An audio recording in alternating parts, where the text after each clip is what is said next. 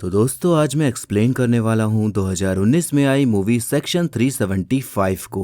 इसकी IMDb rating है 8.1 out of 10 जो कि मूवी के हिसाब से काफी सही है। मैं मूवी को एक्सप्लेन करूंगा, लेकिन उससे पहले अगर आप हमारे चैनल पर नए हैं तो नीचे लाल कलर से लिखे सब्सक्राइब को दबाकर ग्रे कर दें। इससे आप हमारे चैनल से जुड़ जाएंगे और आने वाली वीडियोस को देख पाएंगे। और जिन्होंने सब्सक्राइब करा हुआ है उनका बहुत बहुत शुक्रिया। आप लोग ऐसे ही चैनल से जुड़े रहिए, मैं आपके लिए वीडियोस लाता रहूंगा। और अगर आप मेरे थोड़ा और करीब आना चाहते हैं तो मुझे इंस्टा या फिर फेसबुक पर भी फॉलो कर सकते हैं, लिंक आपको डिस्क्रिप्शन में मिल जाएगा। तो मूवी की शुरुआत में हम एक आदमी को देखते हैं जिसका नाम तरुण होता है, जो कि पेशे से एक बहुत ही जाना माना वकील होता है, जिसके अपने ही उसूल थे और कानून को लेकर अपनी ही एक विचारधारा थी। और उसे एक लॉ कॉलेज में बुलाया गया होता है एस्पायरिंग लॉ स्टूडेंट्स को प्रोत्साहित करने के लिए। तरुण कहता है कि कानून इंसाफ के बराबर नहीं है, कानून सिर्फ एक माध्यम है इंसाफ दिलाने का, लेकिन वो भी सिर्फ कभी कभी। कभी भी कानून से प्यार मत करना, क्योंकि वो एक जेलस मिस्ट्रेस की तरह है जिससे तुम्हें एक दिन निराशा ही मिलेगी। एक छात्रा खड़े होकर कहती है कि आप खुद लॉयर हैं तो आप ऐसा कैसे कह सकते हैं। तरुण 2012 में हुए निर्भया केस की याद दिलाता है और कहता है कि उसमें 5 आरोपी पकड़े गए थे, जिसमें से एक नाबालिग था, लेकिन बस 3 महीने बचे हुए थे बालिग होने में। उसने जो घाव विक्टिम को दिए वो उसकी मौत का कारण बने, और जब केस चल रहा था तो वो 18 साल का हो भी गया और पूरा देश चाहता था कि उसे फांसी की सजा मिले। लेकिन कानून के हिसाब से ये फैसला हुआ कि नाबालिग होने के कारण उसके केस की सुनवाई जुवेनाइल कोर्ट में हो। बाकी सभी बलात्कारियों को फांसी हुई, लेकिन वो 3 साल की सजा काट कर छूट गया। अब यहाँ सवाल ये उठता है कि क्या कानून सही था, तो जवाब है हाँ। लेकिन अगर सवाल ये है कि क्या इंसाफ मिला, तो जवाब है नहीं।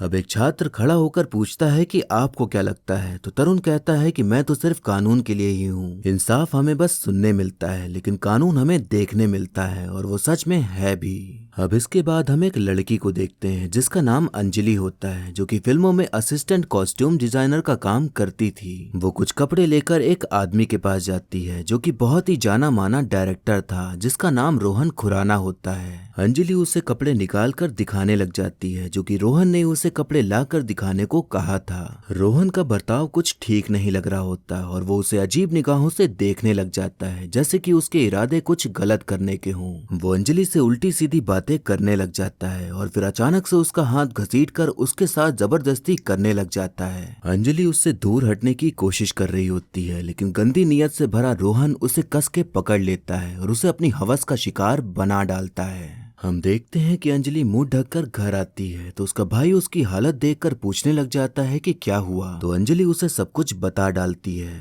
इसके बाद हम रोहन को देखते हैं जो कि अपने फिल्म सेट पर होता है। तभी वहां पर पुलिस आ जाती है और रोहन को अंजलि के बलात्कार करने के जुर्म में लेकर चली जाती है, जिसका मतलब कि अंजलि ने रोहन के खिलाफ पुलिस कंप्लेन कर डाली थी। अब हम अंजलि को देखते हैं जो कि assault history and physical examination के लिए पुलिस द्वारा हॉस्पिटल लाई गई होती है। वहां पर कोई भी लेडी डॉक्टर मौजूद नहीं थी, तो एक मेल डॉक्टर उससे सवाल पूछता है। सवाल कुछ इस तरह से थे कि जब आपके साथ वो सब कुछ हो रहा था तो आपको दर्द हुआ या नहीं, उस वक्त किस पोजीशन में थे और कहां कहां क्या क्या किया गया, और लास्ट पीरियड्स कब आए थे, और पहले सेक्सुअली एक्टिव थे या नहीं, और ना जाने ऐसे कई सवाल जिसके जवाब देने पड़ते हैं जब बलात्कार होने के बाद आपको एग्जामिन करने के लिए ले जाया जाता है। अब हर सोशल मीडिया प्लेटफॉर्म पर, हर न्यूज चैनल पर यह खबर फैल जाती है कि एक डायरेक्टर ने अपने साथ काम कर रही एक लड़की के साथ बलात्कार किया, तो सभी में काफी गुस्सा भर जाता है और सब अपनी अपनी दलीलें देने लग जाते हैं कि जिसने किया है उसके साथ क्या करना चाहिए और कहां कहां ऐसा कुछ हो रहा है। अब रोहन के केस की सुनवाई का दिन आ जाता है तो उसे सेशन कोर्ट में ले जाया जाता है, जहां पर उसकी बीवी कैनाज भी मौजूद होती है। कोर्ट अपना फैसला सुनाती है कि जो अंजलि ने बयान दिया और जो उसकी मेडिकल रिपोर्ट्स हैं उसमें काफी समानताएं हैं, यानी कि उनके DNA टेस्ट में पाया गया है कि उनके वजाइना में रोहन के स्पर्म मौजूद थे। तो सारी चीजों को मद्देनजर रखते हुए सेक्शन 376 IPC के तहत रोहन खुराना को 10 साल की सजा सुनाई जाती है। रोहन को जब जेल ले जा रहे होते हैं तो वो कैनाज से कहता है कि मेरा विश्वास करो, मैंने किसी का भी बलात्कार नहीं किया है और इन लोगों ने मेरी मेडिकल रिपोर्ट्स बदली हैं। अब कैनाज सीधा जाने माने एडवोकेट तरुण के पास पहुंच जाती है और उनसे ये केस हाई कोर्ट में लड़ने के लिए अपील करती है। तरुण उस केस के बारे में पढ़ रहा होता है, तभी उसकी बीवी आकर उससे कहती है कि तुम जो काम करते हो मैं उसकी इज्जत करती हूँ, लेकिन इस केस को लेने की क्या जरूरत थी जब ये ऑलरेडी प्रूव हो गया है कि वो रेपिस्ट है, तो ऐसे इंसान को डिफेंड करना सही तो नहीं है। तरुण कहता है कि कन्विक्टेड रेपिस्ट का भी संवैधानिक अधिकार है कि उन्हें प्रॉपर लीगल डिफेंस मिले। अगर ऐसा होता ही नहीं तो किसी को भी उठाकर अंदर किया जा सकता है बिना कोई ट्रायल और डिफेंस के, जो कि गलत होगा। अब अगले दिन तरुण रोहन से मिलने के लिए जेल जाता है और कहता है कि जो भी सच्चाई है वो आप मुझे बता दीजिए ताकि केस आगे बढ़ सके। रोहन कहता है कि जो मेडिकल रिपोर्ट्स हैं उन्हें बदली कर दिया गया है। तरुण कहता है कि ह्यूमन स्पर्म कोई पान की पीक नहीं जिसे आपने थूका और पुलिस वालों ने उसे उठाकर आपकी रिपोर्ट में डाल दिया, इसीलिए अपना पैसा और मेरा टाइम बर्बाद करने से अच्छा है कि आप सब कुछ सच सच बता दीजिए। रोहन सब कुछ बता डालता है, लेकिन हमें ये नहीं दिखाया जाता कि उनके बीच क्या बात हुई। अब हम पब्लिक प्रोसिक्यूटर हीरल को देखते हैं जो कि अंजलि की तरफ से इस केस को लड़ने वाली थी, तो वो अंजलि से मिलने आई होती है सब कुछ जानने के लिए। अब हाई कोर्ट में केस की सुनवाई करने का दिन आ जाता है, तो सबसे पहले पब्लिक प्रोसिक्यूटर हीरल अपनी दलील रखती है कि इस देश में हर 20 मिनट में किसी औरत को बलात्कार होने का सामना करना पड़ता है। नेशनल क्राइम रिकॉर्ड्स ब्यूरो के मुताबिक 98% केसेस में विक्टिम का ही कोई जानने वाला ही उसके साथ गलत करता है। मशहूर फिल्म डायरेक्टर रोहन प्रिविलेज्ड भी हैं और पावरफुल भी, तो इस पावर और पोजीशन का गलत इस्तेमाल करके उन्होंने अंजलि को मारा पीटा और उसका बलात्कार किया। सेशन कोर्ट ने पहले ही रोहन को सजा सुना दी थी और मुझे उम्मीद है कि हाई कोर्ट उस सजा को बनाए रखेगी। और जब से ये आर्गुमेंट चल रहा है इसी समय कोई एक औरत बलात्कार का शिकार हो चुकी होगी। अब तरुण अपने डिफेंस में कहता है कि इंडिया में रेप रेट 1.8 है, यानी कि 1 लाख औरतों में से 1.8 औरतों को कभी अपनी जिंदगी में बलात्कार का सामना करना पड़ सकता है। दुनिया के एडवांस नेशन में वही नंबर 27.3 है, यानी कि इंडिया से 15% ज्यादा। इंडिया ग्लोबल रेप इंडेक्स में 94th नंबर पे आता है और कन्विक्शन रेट 25% है, मतलब इतने परसेंट लोगों को सजा मिलती है। वहीं जिस देश ने हम पर 200 साल राज किया उसका कन्विक्शन रेट सिर्फ 7% है। रोहन के ऊपर जो इल्जाम लगा है वो अंजलि के साथ कभी हुआ ही नहीं, और डिफेंस ये प्रूव करके रहेगा कि रोहन बनाम अंजलि का जो केस है वो एक एग्जाम्पल बने कि कैसे एक औरत उस कानून का गलत इस्तेमाल करती है जो कानून उसकी सुरक्षा के लिए बनाया गया है। कोर्ट एक छोटे से ब्रेक के लिए रुकती है, तो तरुण हीरल से मिलने के लिए जाता है। यहाँ हमें पता चलता है कि हीरल पहले तरुण के अंडर ही काम करती थी, यानी कि वो एक तरह से उसकी जूनियर थी, तो दोनों एक दूसरे को काफी अच्छे से जानते थे, लेकिन इस केस में वो एक दूसरे के सामने आ खड़े हुए थे। अब केस की सुनवाई फिर से शुरू हो जाती है, तो हीरल अंजलि को कटघरे में बुलाती है और ये बताने को कहती है कि उस दिन क्या क्या हुआ था। अंजलि वही सब कुछ बताती है जो भी हमें मूवी की शुरुआत में दिखाया गया था। अंजलि ये भी बताती है कि जब मैंने खुद को छुड़ाने की कोशिश करी तो रोहन ने मुझे बहुत मारा और फिर मुझे घसीटते हुए बेडरूम ले गया और फिर वहाँ मेरे साथ गलत काम किया। हीरल कोर्ट को मेडिकल रिपोर्ट दिखाती है जिसमें कि ये निकलकर सामने आया था कि आरोपी के प्यूबिक हेयर और सीमन विक्टिम के बॉडी पार्ट्स में पाए गए हैं। तो इसी बात को मद्देनजर रखते हुए हीरल कहती है कि रोहन अपने साथ काम करने वाली लड़कियों को अपना शिकार बनाता है और उनके साथ गलत करता है और ये इनकी आदत बन चुकी है, इसीलिए मैं अपील करती हूँ कि रोहन को कम से कम 20 साल की सजा सुनाई जाए। अब सुनवाई खत्म होने के बाद तरुण कोर्ट से बाहर निकलता है तो सभी पत्रकार उसे घेर लेते हैं और वहीं पर खड़ी भीड़ भी उसके खिलाफ नारे लगा रही होती है और इसी बीच एक लड़की उसके मुंह पर स्याही फेंक देती है। देश की जनता के अंदर एडवोकेट तरुण को लेकर आक्रोश भर चुका था कि वो एक बलात्कारी को डिफेंड कर रहा है, लेकिन तरुण तो सिर्फ अपना काम कर रहा था क्योंकि उसकी नजर में कानून तो सबके लिए था, फिर चाहे वो कोई भी हो। और बाहर नारे लगा रही भीड़ को तो पता भी नहीं था कि आखिर हुआ क्या है, वो तो बस कही सुनी बातों को लेकर और भेड़ चाल चलते हुए नारे लगा रही थी। केस की सुनवाई दोबारा से शुरू होती है तो तरुण इन्वेस्टिगेटिंग ऑफिसर को कटघरे में बुलाता है और पूछताछ करने के बाद बताता है कि अंजलि ने रिपोर्ट दिन में लिखवाई थी, लेकिन रोहन को अरेस्ट करने वो शाम को गए, मतलब पूरा दिन वो रिपोर्ट ही लिखते रह गए। वो ये भी बताता है कि ऑफिसर का कहना है कि उन्होंने रोहन को कॉल नहीं किया था ताकि वो अलर्ट न हो जाए और भाग न जाए, लेकिन रोहन के कॉल रिकॉर्ड से साफ पता चलता है कि पुलिस ऑफिसर ने कॉल किया था। तरुण बताता है कि पुलिस ऑफिसर ने पुलिस स्टेशन के सामने वाले दुकान के फोन से रोहन को कॉल किया और ब्लैकमेल करके उनसे पैसे मांगे, ये कहकर कि अगर चाहते हो कि एफआईआर न लिखी जाए तो पैसे दे दो, लेकिन रोहन ने ऐसा कुछ भी करने से मना कर दिया। ऑफिसर ने 2 बार और कॉल किया, लेकिन रोहन पैसे देने के लिए नहीं माना, तो इसके बाद पुलिस ने रिपोर्ट लिखकर रोहन को अरेस्ट कर लिया और उसका फोन भी जब्त कर कर लिया। कानून के हिसाब से आरोपी का फोन जब्त करना गलत है, लेकिन पुलिस ऑफिसर ने 2 दिन बाद फोन रोहन की बीवी को वापस दिया। इसका मतलब कि वो फोन से अपना सबूत मिटा रहे थे जो उन्होंने कॉल किया था। तरुण अब एक बेडशीट दिखाता है और बताता है कि ये रोहन के बेड की बेडशीट है जिसमें कि रोहन के सीमन के दाग पाए गए थे। तो इस बेडशीट को जांच के लिए 5 दिन लेट से भेजा गया, तो इसका मतलब है कि ये 5 दिन पुलिस कस्टडी में ही थी। तो माना जा सकता है कि इस एविडेंस के साथ छेड़छाड़ की जा सकती है और ऐसे एविडेंस को कोर्ट में माना नहीं जाता। और अगर इस एविडेंस से छेड़छाड़ की गई है तो बाकी से भी की जा सकती है। तो बिना एविडेंस के प्रोसिक्यूशन के पास कोई केस नहीं बचता। तो मैं अपील करता हूँ कि मेरे क्लाइंट को जल्द से जल्द रिहा कर दिया जाए। इन्वेस्टिगेटिंग पुलिस ऑफिसर पूरी तरह से भ्रष्टाचारी था और एफआईआर लिखने से पहले उसने एफआईआर ना लिखने का बोलकर रोहन से पैसे ऐंठने की कोशिश करी थी। और वो काफी ज्यादा लापरवाह किस्म का भी ऑफिसर था जिसकी वजह से समय पर सारे एविडेंस जांच के लिए नहीं पहुंचे थे। तो इन्हीं सब बातों को देखकर और पुलिस की लापरवाही को पकड़कर तरुण ने सारा केस अपने हिसाब से मोड़ दिया था, जबकि वो जानता था कि कोई भी एविडेंस बदले नहीं गए हैं। लेकिन कोर्ट में डिफेंस करने के लिए ऐसे ही लूप होल्स पकड़े जाते हैं और केस जीता जाता है। जिस तरह पुलिस की लापरवाही हमें इस केस को लेकर देखने मिल रही थी, वैसे ही लापरवाही हमें 2018 में हुए बुराड़ी केस में भी देखने मिली थी, जहां पर पुलिस ने केस को सुलझाने में काफी समय लगा दिया था और कई गलतियां भी हुई थीं, जिसके चक्कर में वो केस और उलझ सा गया था। आपने उस कांड के बारे में तो सुना होगा, लेकिन शायद उसके बारे में सब कुछ जानते होंगे। लेकिन अब पूरी जानकारी पा सकते हैं कुकू एफएम में मौजूद इस ऑडियो बुक से, जिसका नाम है the Burari death case. Kuku FM एक ऐसा प्लेटफॉर्म है जहां पर आप कई किताबें सुन सकते हैं और भरपूर ज्ञान की प्राप्ति कर सकते हैं। इसकी सबसे अच्छी बात यह है कि आपको बस अपने कान खुले रखने हैं और सारी जानकारी आपको मिलती रहेगी। और खास बात यह है कि आप कुकू एफएम को काफी इजीली यूज कर सकते हो, फिर चाहे आप कहीं ट्रैवल कर रहे हो या आप घर में बैठे बोर हो रहे हो। आप बस कुकू एफएम पर जाइए और अपनी मनपसंद ऑडियो बुक सुनिए और जानकारी प्राप्त करने के साथ साथ आपका एंटरटेनमेंट भी हो जाएगा।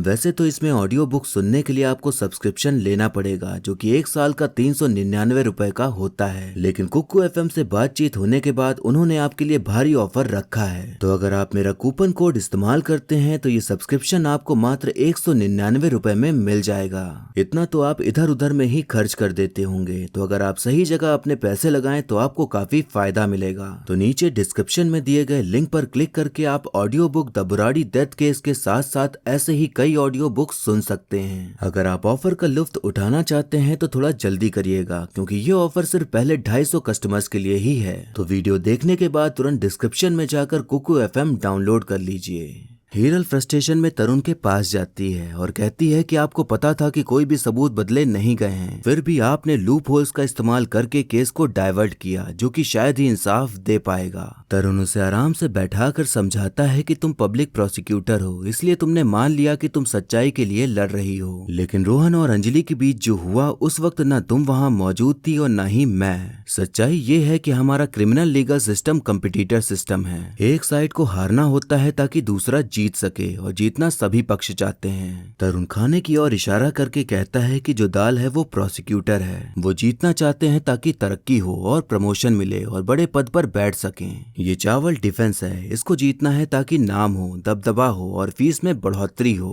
रोटियां जजेस हैं, वो भी जीतना चाहते हैं। सेशन कोर्ट से हाई कोर्ट, हाई कोर्ट से सुप्रीम कोर्ट पहुंचना चाहते हैं। ऐसे फैसले लेना चाहते हैं जो लॉ कॉलेजेस में पढ़ाए जाएं और इंसाफ इस दही की तरह है। इन सब की जीतने के चक्कर में कहीं साइड में पड़ी रह जाती है। हमारे पेशे में आदर्शवाद और महत्वाकांक्षाएं दोनों ही ज्यादा देर तक एक साथ नहीं चल पाते। हीरल कहती है कि आपकी इसी सोच के चलते मैंने आपका ऑफिस छोड़ा था, और इतना कहकर वहां से चली जाती है। अब यहाँ पर मैं ये पूछना चाहूंगा कि अगर कोई लॉ की पढ़ाई या फिर लॉयर ही इस वीडियो को देख रहा है तो मुझे बताइएगा कि तरुण ने जो कहा उसमें कितनी सच्चाई है और क्या उसकी बात सही थी या गलत। कोई बहुत जानकार इंसान है तो वो भी अपने विचार कमेंट करके बता सकता है। हम देखते हैं कि पूरे सोशल मीडिया प्लेटफॉर्म पर यही हैशटैग चल रहा होता है कि आरोपी को जल्द से जल्द फांसी दी जाए, लेकिन किसी को ये जानने की बिल्कुल भी इच्छा नहीं थी कि दूसरी तरफ की कहानी क्या है। बस सबने अपना फैसला सुना दिया था कि उसे फांसी होनी चाहिए। अब सुनवाई फिर से शुरू होती है तो कोर्ट ये कहती है कि इन्वेस्टिगेटिंग ऑफिसर ने भले ही लापरवाही की, लेकिन उन्हें इतनी साइंटिफिक नॉलेज नहीं है कि वो एविडेंस को मैनिपुलेट कर सकें, इसीलिए बाकी जितने भी एविडेंस हैं वो आरोपी के खिलाफ इस्तेमाल किए जाएंगे। तो अब कोई वजह नहीं बचती है कि रोहन को रिहा किया जाए। तरुण अपील करता है कि अगली कार्रवाई होने तक रोहन को बेल मिल जाए, लेकिन कोर्ट उसकी बेल की मंजूरी नहीं देती। अब अगली सुनवाई शुरू होती है तो तरुण बताता है कि रोहन की नौकरानी जब घर से बाहर गई थी तो वो 22 मिनट बाद ही वापस आ गई थी। तो जो कुछ भी अंजलि ने बताया वो सिर्फ 22 मिनट में सब कुछ हो जाना पॉसिबल ही नहीं है। अब कोर्ट में रोहन की एक फोटो दिखाई जाती है जिसमें कि उसके पीठ पर नाखून के कई सारे निशान बने हुए थे।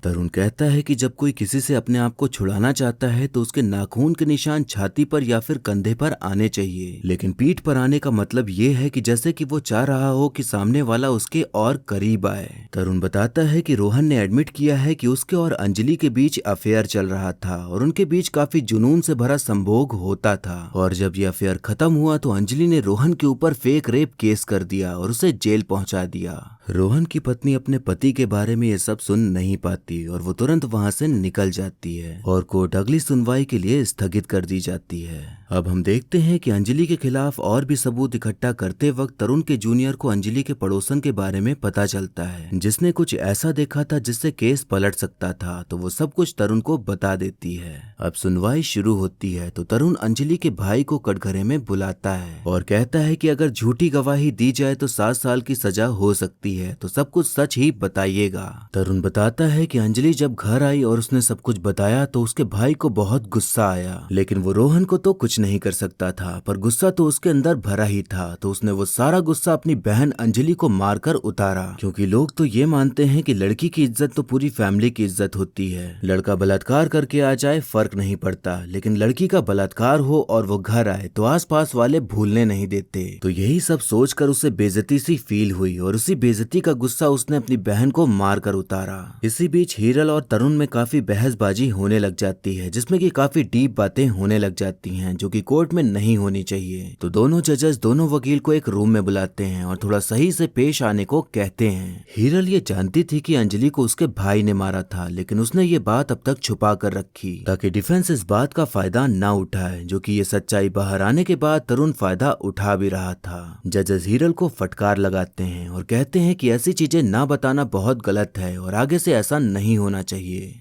रोहन के बेडरूम से मोगरे के फूल मिले थे, जो कि माना जा रहा था कि जिस दिन वो सब हुआ उसी दिन अंजलि गजरा पहनकर गई थी, और रोहन जब उसे जबरदस्ती बेड पर ले गया तो वहाँ फूल टूटकर गिर गए, जिससे कि ये साबित होता है कि अंजलि बेडरूम में मौजूद थी। तरुण इस बात को गलत साबित करने के लिए बताता है कि जिस दिन ये सब हुआ उसके पहले भी अंजलि रोहन के बेडरूम गई थी। तरुण 2 सीसीटीवी फुटेज दिखाता है और बताता है कि जब अंजलि पहले कभी गई थी तो उसने गजरा लगाया हुआ था, और जिस दिन वो सब हुआ तब उसके बाल खुले थे। इससे साफ पता चलता है कि उनका अफेयर चल रहा था और उनके बीच सब कुछ सहमति से होते आ रहा था। हीरल इस बात को काउंटर करते हुए कहती है कि अगर मान भी लें कि दोनों का अफेयर चल रहा था, लेकिन तब भी रोहन के ऊपर लगे चार्जेस वैलिड हैं। एक आदमी के घर जाना ये नहीं इशारा करता कि वो संभोग कर सकता है। एक आदमी के साथ बिस्तर पर लेटने का मतलब नहीं होता कि उसे परमिशन है संभोग करने की, और अगर उनके बीच संभोग हो भी रहा है तो इसका मतलब ये नहीं कि आगे भी संभोग होगा। सेक्शन 375 के हिसाब से यही है कि जब संभोग करना है तो आपको अपने पार्टनर की इच्छा और मर्जी जानना जरूरी है।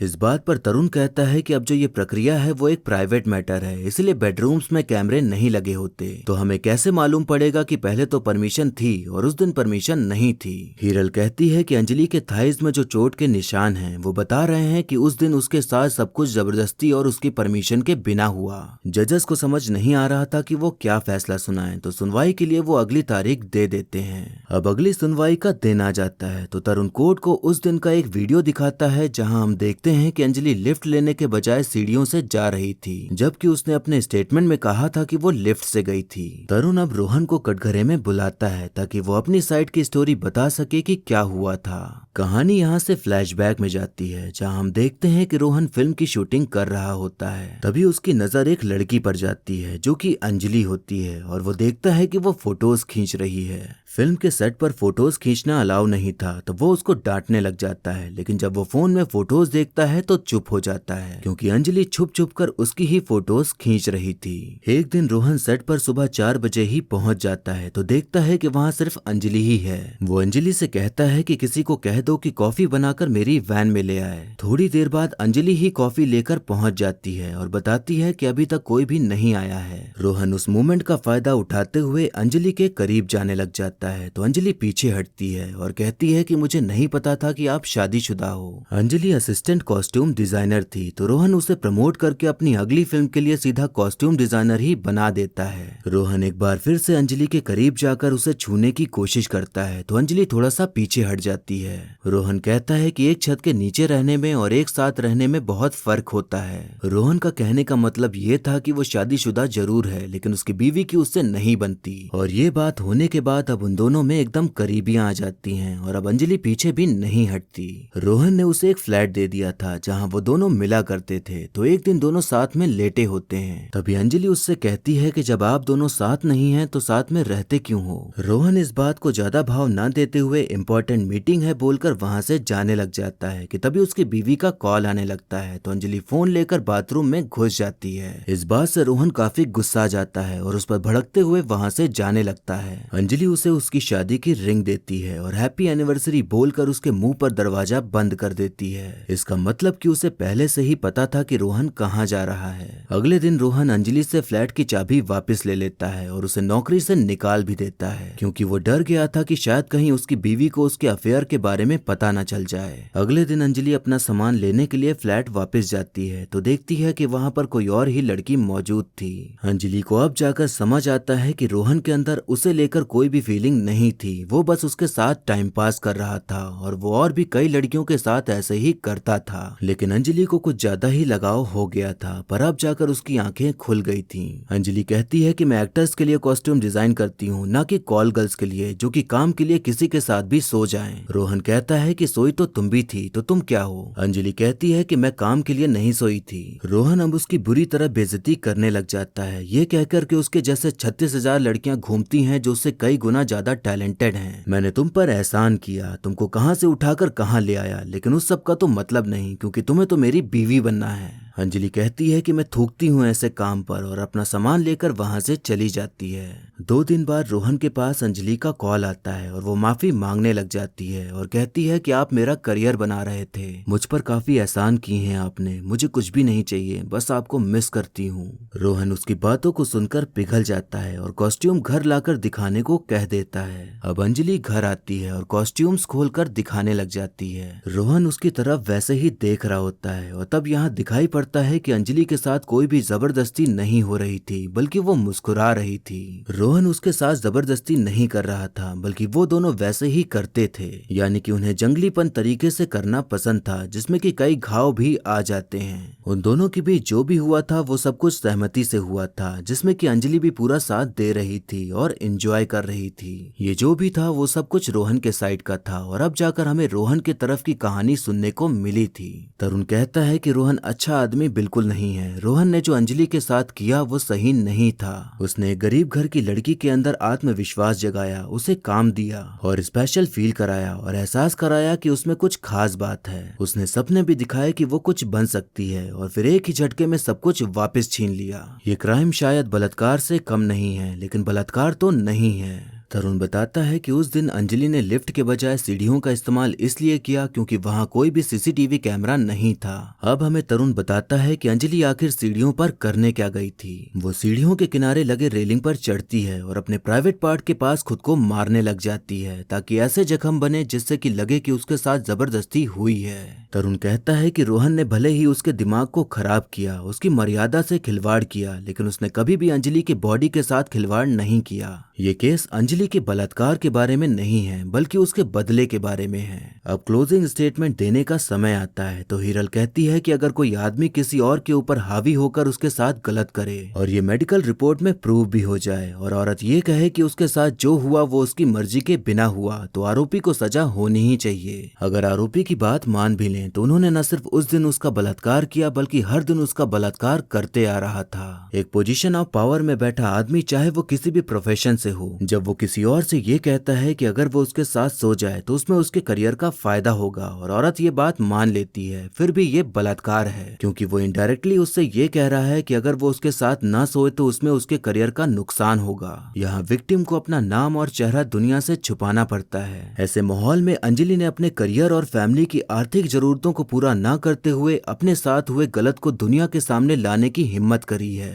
ये केस सिर्फ अंजलि का नहीं है बल्कि उन सभी महिलाओं का है जिन्होंने कभी भी अपने वर्क प्लेस पर ऐसे घटिया लोगों को झेला है। इसलिए मैं अपील करती हूँ कि ऐसे आदमी को कड़ी से कड़ी सजा दी जाए। अब डिफेंस में तरुण कहता है कि इसमें कोई शक नहीं कि पुलिस ने अपने काम में लापरवाही करी। अंजलि का कहना है कि जब सब कुछ हो रहा था तो वो चीखी थी, चिल्लाई थी, लेकिन अजीब बात यह है कि उनकी आवाज किसी ने भी नहीं सुनी। अंजलि ने कोर्ट में नहीं बताया कि उनके मुंह पर जो चोट के निशान हैं वो उनके भाई ने दिए थे। अंजलि ने यह भी झूठ बोला कि उस दिन उन्होंने लिफ्ट का यूज किया था, बल्कि सच्चाई ये है कि वो सीढ़ियों से गई थी। जिस तरह से अंजलि ने ये सारे झूठ बोले वैसे ही अंजलि द्वारा बोली गई बाकी बातों को सच नहीं माना जा सकता। हर एक फेक रेप केस वजह बनती है असली रेप विक्टिम को इंसाफ ना मिल पाने की। अब फैसला सुनाने से पहले दोनों जजेस ब्रेक लेने के लिए कहते हैं। जजेस सोच ही रहे होते हैं कि तभी उसमें से एक जज को बाहर खड़े लोगों की आवाजें सुनाई पड़ती हैं जो कि मांग कर रहे होते हैं इंसाफ की और चाह रहे होते हैं कि रोहन को जेल हो जाए या उससे भी बड़ी सजा मिले।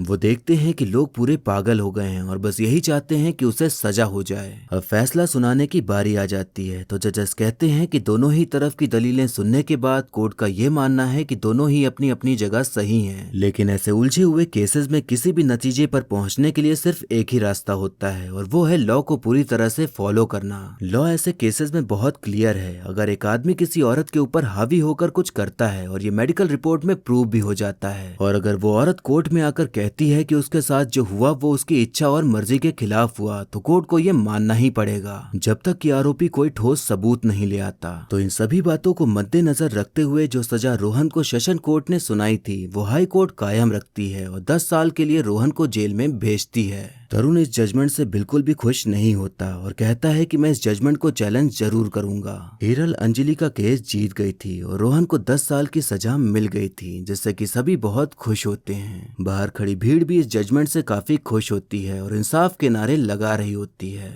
रोहन अपनी बीवी कैनाज के पास जाता है और कहता है कि अभी कुछ खत्म नहीं हुआ है क्योंकि तरुण ने कहा है कि वो इस जजमेंट को चैलेंज करेगा। रोहन ने जो कुछ भी किया था वो कैनाज को धोखा देना ही था और वो कई सालों से उसको धोखा देते आ रहा था। तो अब कैनाज उसको हमेशा के लिए टाटा बाय बाय बोलकर वहां से चली जाती है। हम देखते हैं कि अंजलि हीरल के पास आती है और कहती है कि तरुण जी ने सही कहा था। रोहन ने जो किया वो बलात्कार नहीं था लेकिन बलात्कार से कम भी नहीं था और आपकी मदद के लिए बहुत बहुत शुक्रिया।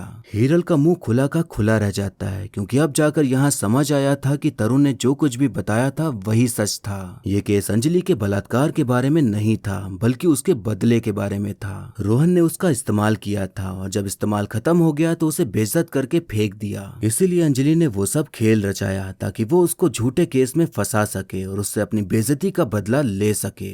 हीरल काफी दुखी हो जाती है क्योंकि उसने तो उस भरोसे केस लड़ा था कि वो एक लड़की को इंसाफ दिला रही है और बलात्कारी को सजा दे रही है, लेकिन यहाँ इंसाफ पूरी तरह से हुआ भी था लेकिन नहीं भी हुआ था। अब कुछ दिन बाद का समय दिखाया जाता है जहां हम देखते हैं कि हीरल अपने प्रेमी के साथ तरुण के घर में डिनर करने के लिए आई होती है। हीरल तरुण से कहती है कि मुझे नहीं लगता कि पूरी तरह से इंसाफ हुआ है। तरुण कहता है कि हम इंसाफ के व्यापार में नहीं हैं, हम कानून के व्यापार में हैं। और इसी बात के साथ मूवी यहीं पर खत्म हो जाती है। तो दोस्तों ये जो मूवी है उसमें बहुत सी बातें हैं करने के लिए और बहुत से टॉपिक है जिन पर बात करी जा सकती है और काफी कुछ है समझने के लिए। हमें एंड में जाकर पता चला कि अंजलि ने बदला लेने के लिए रोहन को बलात्कार के झूठे आरोप में फंसाया था और उसका ये करना कामयाब भी हो गया था क्योंकि उसको सजा सुना दी गई थी। अब यहाँ बात करें रोहन की तो वो एकदम शरीफ तो बिल्कुल भी नहीं था और जिस तरह से अंजलि को अपना शिकार बनाया वैसे ही कई लड़कियों के साथ वो करते आ रहा था। एक समय था जब #MeToo चला था जिसमें कि कई बड़े नामचीन हस्तियों के नाम निकलकर सामने आए थे जो कि ऐसे ही काम किया करते थे। बहुत सी लड़कियां सामने आई थीं और कन्फेस किया था कि उनके साथ किस डायरेक्टर ने या किस एक्टर ने गलत किया। तो उसी मूवमेंट को मद्देनजर रखते हुए ये मूवी बनाई गई है। फिल्म की शुरुआत में जो तरुण ने डायलॉग्स बोले थे उसी पर पूरी कहानी आधारित है। कानून के हिसाब से तो उसे सजा मिल गई लेकिन क्या इंसाफ मिला? बिल्कुल भी नहीं। कानून और इंसाफ दोनों अलग चीजें हैं। कभी कभार ही कानून के सहारे इंसाफ मिल मिल जाता है। लेकिन कभी ऐसा भी होता है कि जो सजा के लायक नहीं होता उसे भी सजा हो जाती है और तब इंसाफ अधूरा रह जाता है। अगर हम नॉर्मली सोचे तो यही लगता है कि अंजलि को इंसाफ मिल गया, लेकिन अगर हम सारी बातों को ध्यान में रखकर सोचें तो यहाँ अंजलि भी गलत है और इंसाफ सही से नहीं हो पाया, क्योंकि अंजलि ने कानून का गलत इस्तेमाल किया। जो कानून असल में एक बलात्कारी को सजा दिलाता है उसको गलत तरीके से इस्तेमाल करके बस अपना बदला लिया, जो कि बहुत गलत है। हमें दिखाया गया है कि जो कानून महिलाओं की सुरक्षा के लिए बनाया गया है उसे किस तरह से कुछ महिलाएं गलत तरीके से इस्तेमाल करती हैं अपना बदला लेने के लिए या फिर किसी को फंसाने के लिए। अगर आप गूगल पे सर्च करेंगे तो आपको कई सारे ऐसे फेक रेप केसेस मिल ही जाएंगे जिसमें कि आदमी उस गुनाह की सजा काट रहा होता है जो उसने कभी किया ही नहीं। रियल इंसिडेंट की बात करें तो एक आदमी जिसको झूठे केस में फंसा दिया गया उसे 20 साल बाद रिहाई मिली, तो जो सजा उसने काटी और जिस वक्त वो जेल से बाहर निकला तब तक सब कुछ बदल चुका था और बहुत कुछ उसने खो दिया था। जब भी किसी के ऊपर फेक रेप केस होता है तो उसकी पूरी जिंदगी बर्बाद हो जाती है। आस पड़ोस के लोग बातें बनाने लग जाते हैं, काम करने वाली जगह से निकाल दिया जाता है और कई केसेस में तो ये होता है कि उसे जेल भी हो जाती है। तो जिस तरह किसी का बलात्कार होने के बाद उसकी जिंदगी पर असर होता है, ठीक वैसे ही उस इंसान की जिंदगी पर भी असर होता है जिसके ऊपर फेक रेप केस का चार्ज लगता है। फिल्म में तो दिखा दिया गया है कि रोहन ठीक आदमी नहीं था, लेकिन कई केसेस होते हैं जिसमें कि अपनी ही किसी बात का बदला लेने के लिए फेक चार्जेस लगा दिए जाते हैं। ऐसे कई गैंग भी हैं जो पहले लोगों को अपने जाल में फंसाती है और फिर झूठे केस की धमकी देकर उनसे पैसे ऐंठती है। जिस तरह बलात्कार करना क्राइम है, ठीक वैसे ही बलात्कार का झूठा इल्जाम लगाना और कानून का गलत इस्तेमाल करना भी क्राइम है। लेकिन अफसोस की बात यह है कि इस क्राइम के लिए कोई भी कानून नहीं है और कोई सजा भी नहीं दी जाती। जब पता चलता है कि फेक चार्जेस लगाए गए थे तो औरत को 20 या 50 हजार का फाइन देने को कह दिया जाता है और बस कहानी यहीं समाप्त हो जाती है। बस औरत के लिए, उस मर्द के लिए नहीं जिस पर इल्जाम लगाया गया था, क्योंकि दुनिया उसे जीने नहीं देती। जब किसी का बलात्कार होता है तो हर कोई यही चाहता है कि बलात्कारी को कड़ी से कड़ी सजा मिले और सोशल मीडिया पर काफी ट्रेंड चलता है कि उसको बीच चौराहे पर लटकाया जाए या उसका प्राइवेट पार्ट काट दिया जाए। तो जब कोई महिला किसी पुरुष पर झूठे बलात्कार का केस करती है और उसकी पूरी लाइफ बर्बाद कर देती है तो उसे क्या सजा मिलनी चाहिए? तब तो सोशल मीडिया पर ना कोई बात होती है और ना ही कोई ट्रेंड चलता है। यहाँ पर यह भी दिखाया गया है कि कैसे रेप केसेस में कुछ पुलिस वाले काम करते हैं। जब पता चलता है कि जिस पर केस होने वाला है वो जाना माना इंसान है या कोई हस्ती है तो उसे ब्लैकमेल करके पैसे मांगे जाते हैं, ये कहकर कि अगर पैसे दिए तो एफआईआर नहीं लिखी जाएगी। तो यहाँ ये भी समझा जा सकता है कि बहुत से लोगों की एफआईआर इसलिए नहीं लिखी जाती क्योंकि पुलिस उन लोगों से सेटलमेंट कर लेती है जिनके ऊपर केस होने वाला है। अक्सर ऐसे केसेस मीडिया और सोशल मीडिया पर तभी आते हैं जब किसी बड़े आदमी का नाम जुड़ा होता है या फिर उसमें कंट्रोवर्सी जुड़ी होती है, वरना ऐसे तो हर रोज ना जाने कितने ही बलात्कार के केसेस होते हैं पर उस पर मीडिया कुछ भी न्यूज नहीं बनाती क्योंकि वो बिजी होती है कंट्रोवर्सीज को कवर करने में और बेमतलब की न्यूज दिखाने में। और यहाँ पर हम मीडिया को पूरी तरह से ब्लेम नहीं कर सकते क्योंकि ऑडियंस ही है जो वो सब देखती है। मैं हमेशा से यही कहता हूँ कि ऑडियंस के ऊपर ही सब कुछ निर्भर करता है। ऑडियंस जो देखना पसंद करती है वही दिखाया जाएगा क्योंकि सबको अपना सब कुछ चलाना है और जो भी चलता है सब कुछ ऑडियंस के भरोसे ही चलता है। अब पत्रकारिता का मतलब ये रह ही नहीं गया है कि लोगों को सही जानकारी मिले और पता चले कि देश दुनिया में क्या हो रहा है और क्या सही है क्या गलत, बल्कि ये भी एक बिजनेस बन चुका है और किसी टीवी सीरियल की तरह न्यूज दिखाई जाती है जिसमें कि खूब ड्रामा होता है, जहां लोग एक दूसरे के ऊपर चिल्ला रहे होते हैं और कभी कभार मारपीट भी कर लेते हैं। पब्लिक सोशल मीडिया पर खूब पोस्ट करती है, खूब हैशटैग चलाती है जब भी कोई ऐसा केस सामने आता है जो कि अच्छा भी है और खराब भी। पब्लिक जब बात करती है तो ये केसेस सामने निकल कर आते हैं, लेकिन कभी कभार एक तरफा बातें सुनकर चीजें वायरल करने से काफी कुछ बिगड़ जाता है। एग्जाम्पल के तौर पर आप बॉयज लॉकर रूम वाला केस ले सकते हैं जो कि लॉकडाउन में खूब वायरल हुआ था, जिसमें कि एक लड़के ने अपनी जान तक दे डाली थी क्योंकि हर जगह हर तरफ बस उसे टॉर्चर ही किया जा रहा था। और जब बाद में सच्चाई सामने आई तो वो चीज तो थी ही नहीं जो सब सोच कर चल रहे थे, पर एक जान तो जा चुकी थी जो लौट कर नहीं आ सकती। ये टॉपिक बहुत बहुत बहुत बड़ा है और इस पर काफी चर्चा हो सकती है, लेकिन ऑलरेडी वीडियो काफी ज्यादा बड़ी हो गई है, इसलिए यहीं पर रोक देता हूँ वरना कमेंट्स आएंगे कि वीडियो काफी लंबी हो गई है, इससे अच्छा तो मूवी ही देख लेते।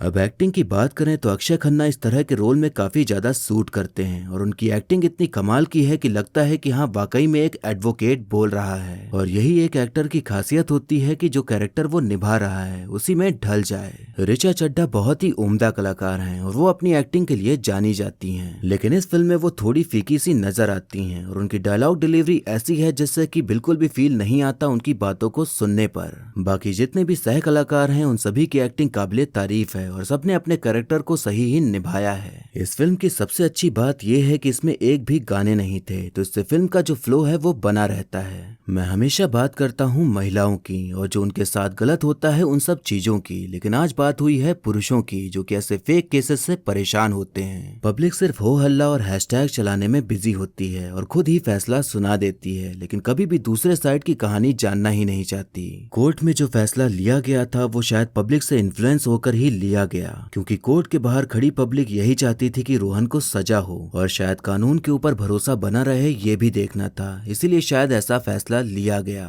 बहुत चीजें होती हैं जब ऐसे केसेस होते हैं, इंसाफ कभी मिलता है कभी नहीं मिल पाता। और यहाँ मैं ये क्लियर करना चाहूंगा कि मैंने ना पूरी पुलिस फोर्स को कुछ गलत कहा, ना ही महिलाओं को, ना ही सभी पुरुषों को। हर कम्युनिटी में हर जेंडर में अच्छे बुरे तो होते ही हैं, तो ना हर कोई अच्छा है और ना ही हर कोई बुरा है। वैसे आप बताइए कि कोर्ट ने जो फैसला सुनाया क्या वो सही था या नहीं? जो अंजलि ने किया वो कितना सही था या कितना गलत? आप किस पक्ष में हैं उसकी वजह भी जरूर बताइएगा। और क्या आपको लगता है कि अब पुरुषों के लिए भी कोई कानून बनना चाहिए या नहीं, जिससे कि वो अपना डिफेंड कर सकें, या फिर जो कानून बनाया गया है उसमें ही थोड़े बदलाव किए जाएं ताकि उसका गलत इस्तेमाल ना किया जा सके? आप सभी कमेंट करके जरूर बताइएगा। और आपको याद दिला दूं कि कुकू FM डाउनलोड करके और मेरा कूपन कोड इस्तेमाल करके आप सिर्फ 199 रुपए में पूरे साल भर सारी ऑडियो बुक सुन सकते हैं, जो कि आपको अपनी नॉलेज बढ़ाने में काफी मदद करेंगी और साथ ही साथ आप फुल एंटरटेन हो सकोगे बिना अपनी आंखों को कष्ट दिए। तो नीचे डिस्क्रिप्शन में दिए गए लिंक पर क्लिक करिए और अभी कुकू FM डाउनलोड करें, क्योंकि ये ऑफर पहले 250 कस्टमर्स के लिए ही है, तो समय ना गवाएं और कुकू FM डाउनलोड करें। तो ये था एक्सप्लेनेशन सेक्शन 375 मूवी का।